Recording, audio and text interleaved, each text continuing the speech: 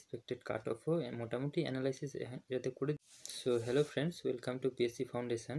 তো আশা করি তোমাদের সবাই পরীক্ষা ভালো হয়েছে এবং আমি আজকে এই ভিডিওর মধ্যে তোমাদের জন্য কোশ্চেনটা একটু অ্যানালাইসিস করব যে আমার কেমন হয়েছে, প্লাস অ্যাকচুয়ালি যে মানে পরীক্ষার মধ্যে বসে পরীক্ষাটার মানে কোশ্চেনটার কেমন ইম্প্যাক্ট ছিল সেটাই কিন্তু আজকে এই ভিডিওর মধ্যেই মানে আলোচনাটা করতে যাচ্ছি। ঠিক আছে, তো তোমরা ভিডিওটি কিন্তু শুরু থেকে শেষ অবধি ভালো মতো দেখবে, তাহলে কিন্তু মানে বুঝতে পারবে যে অ্যাকচুয়ালি মানে কেমন প্রবলেম ফেস হচ্ছে বা কেমন ছিল কোশ্চেনটা।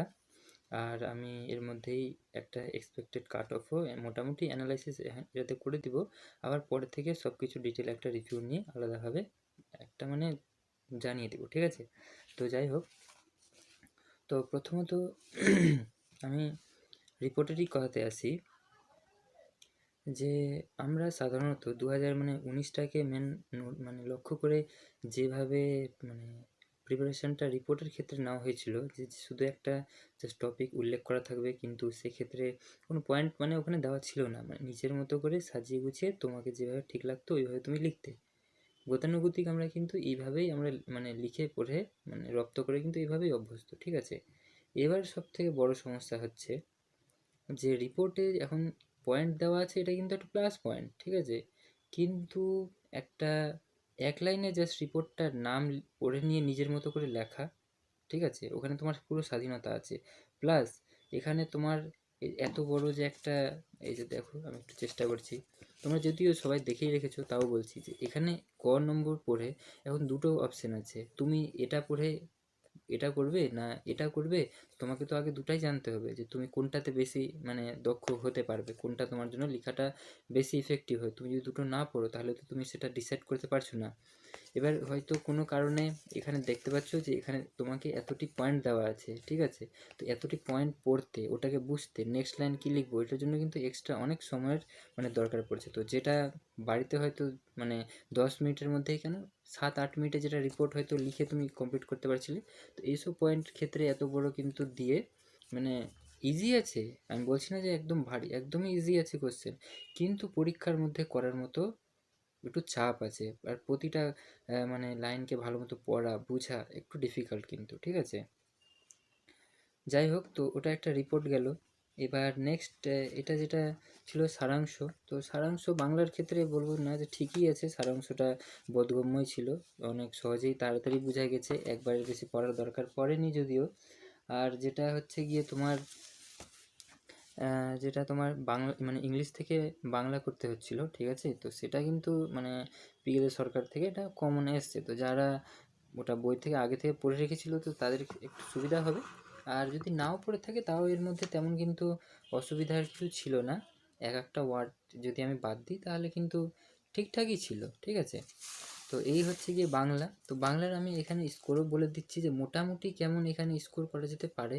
ঠিক আছে, তো বাংলার মধ্যে যদি আমি মানে আগে বঙ্গানুবাদের কথা বলি, যেহেতু এটাতে আগে সবাই করার চেষ্টা করে, তো বঙ্গানুবাদ 20-র মধ্যে অনায়াসে 15 থেকে 16 সম্ভব পাওয়া। ঠিক আছে, তারপরে নেক্সট হচ্ছে গিয়ে তোমার গদ্যাংশ যেটা আছে, তো এর মধ্যে যারা একটু ঠিকঠাক আগে থেকে প্র্যাকটিস করেছে তো তারা কিন্তু 10 থেকে 12 টাইটেল সহ 10 থেকে 12 পেয়ে যাবে, কারণ এখানে ভারতবর্ষ ছাড়া আর কিন্তু তেমন কিছু বলা নেই, এরই মধ্যে সব কিছু লিখতে হবে।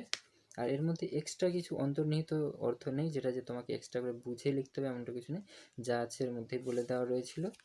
আর এখানে হচ্ছে রিপোর্টটা নিজের উপরে তোমরা কেমনি কী করেছো সেটা কিন্তু, তাও একটা যদি গড় যদি আমি ধরি তাহলে 10 থেকে 11 রিপোর্টে মানে ইজিলি একটা পাওয়া সম্ভব।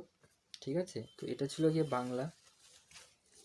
এবার ইংরেজির কথাতে যদি আসি, তো ইংরেজির ক্ষেত্রেও সেম দেখতে পাচ্ছি, ইংরেজির ক্ষেত্রেও এত বড় দুটোর মধ্যে ডিসাইড করে লেখা, প্লাস ওই টাইম প্রেসারের মধ্যে লেখাটা আর প্রতিটা ওয়ার্ডকে ভালো মতো বুঝে লেখাটা কিন্তু খুব ডিফিকাল্ট। ঠিক আছে, তো রিপোর্টটাকে আমি বলবো যে একটু মডারেটের দিকে গেছে, যেহেতু পয়েন্ট অ্যাড করেছে একটু ব্যাপারটা অন্যরকম। রিপোর্ট ইজি হলেও একটু যেহেতু মডারেট করার চেষ্টা করেছে পয়েন্ট দিয়ে, সেক্ষেত্রে কিন্তু একটু ব্যাপারটা অন্যরকম হয়েছে। ঠিক আছে, তার উপর থেকে নেক্সট যদি বলি যে এখানে যেটা তোমাদের সামারি দেওয়া ছিল, ঠিক আছে, এখানে কিন্তু টাইটেলটা মেনশন করা নেই যে দিতে হবে, অনেকজন কমেন্ট করেছিল যে টাইটেল দিইনি, বা কোনো সমস্যা, তো ওটার জন্য দেওয়া উচিত ছিল যদিও, মানে বলা যায়, কিন্তু যেহেতু মেনশন করা নাই সেটা নিয়ে তেমন প্রবলেম নাও হতে পারে, ঠিক আছে। তো এই হচ্ছে ব্যাপার। এটা হচ্ছে সামারিটাও মোটামুটি বোধগম্য ছিল, একটা শর্ট টার্ম মেমোরির উপরে দেওয়া রয়েছিল। তো এটা তো যে যার মতো করে বুঝেছে লিখেছে, এর নির্দিষ্ট তো কিছু বাধা ধরা নেই যে এটা কিভাবে লিখতে হবে। এবার যদি ট্রান্সলেশনের কথা বলি, ট্রান্সলেশনটা মানে যেটা বাংলা থেকে ইংরেজির ক্ষেত্রে বাংলা থেকে ইংরেজিতে করতে হবে, তো এটা কিন্তু সহজ দিয়েছে, ঠিক আছে। মানে সহজ, একদমই সহজ বলা যাবে না, একদমই সহজ বলা যাবে না, কিন্তু সহজ থেকে একটু যদি উপরে বলি তাহলে কিন্তু এমন কোনো পজিশানে এটাকে মানে রিলাই করা যাবে।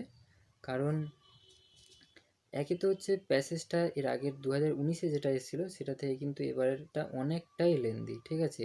ওটা যদি করতে ভেবে লিখতে যদি 5 থেকে 6 মিনিট ওটা যদি হয়ে যায়, তো এটা কিন্তু তোমার ম্যাক্সিমাম টাইম নেবে, ঠিক আছে। কারণ এখানে অনেকটি শব্দ আছে, যদি আমি গড়ে বলি তাহলে হয়তো 120টার মতো এখানে শব্দ হয়ে যেতে পারে, ঠিক আছে। আমি যেহেতু গুণে দেখিনি তাই জন্য আমি লেন্থ দেখে বলছি যে মোটামুটি 120টার উপর শব্দ হয়ে যাবে, যেখানে এর আগের মাত্র যদি ধরা যায় তো 50টার মতো শব্দ ছিল। তো এখানে কিন্তু ডবলের থেকেও বেশি মানে বড় ট্রান্সলেশন দিয়ে দেওয়া হয়েছে, ঠিক আছে। ইজি থাকুক, কিন্তু লিখতে তো সময় লাগে না, সময় দিয়ে তো লেখা যাবে না, ঠিক আছে।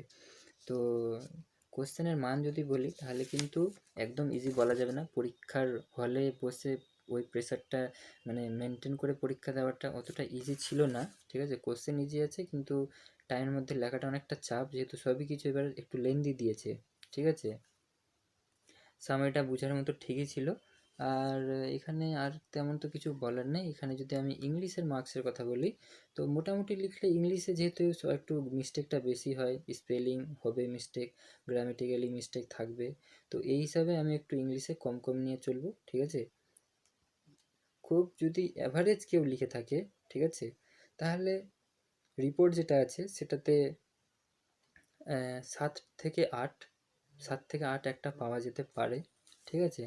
তারপরে হচ্ছে গিয়ে যেহেতু প্রেসিটা বোঝা যাচ্ছিলো, এখানেও আমি 8 থেকে 9 নিব, ঠিক আছে। আর আমি নাম্বারটা কমাচ্ছি এই জন্য যে এখানে স্পেলিং ভুল হতে পারে, আর নিজের হয়তো গঠনে কিছুটা মিস্টেক হতে পারে। আর এখানে ট্রান্সলেশনের কথা বলবো যে ট্রান্সলেশনেও ওই 10 থেকে 11, 12 এমনি সামথিং, মানে আমি একটা অ্যাভারেজ বলছি, বেশি পাওয়ার স্টুডেন্টের কোনো কমি নাই, অনেকজনই পেতে পারে, ঠিক আছে। তো এই হচ্ছে ব্যাপার। আর সবথেকে যেটা বড় সমস্যা, যা হাড় হিম করে ঠান্ডা, তাতে কিন্তু লেখার গতিবেগ সবারই অনেকটাই কমেছে, ঠিক আছে। প্রচুরই ঠান্ডাটা, এটাও একটা কিন্তু পরীক্ষার জন্য মানে ইম্প্যাক্ট তৈরি করেছে। তো যাই হোক, এই ছিল আজকের পুরো পরীক্ষার পুরো বিশ্লেষণ। যদি এই ভিডিওটি ভালো লাগে এবং যদি উপযুক্ত বলে মনে হয় যে না এই অ্যানালাইসিসটা ঠিকঠাক আছে, তাহলে অবশ্যই ভিডিওটিকে লাইক করবে এবং চ্যানেলে নতুন হলে চ্যানেলটিকে সাবস্ক্রাইব করবে। Thank you.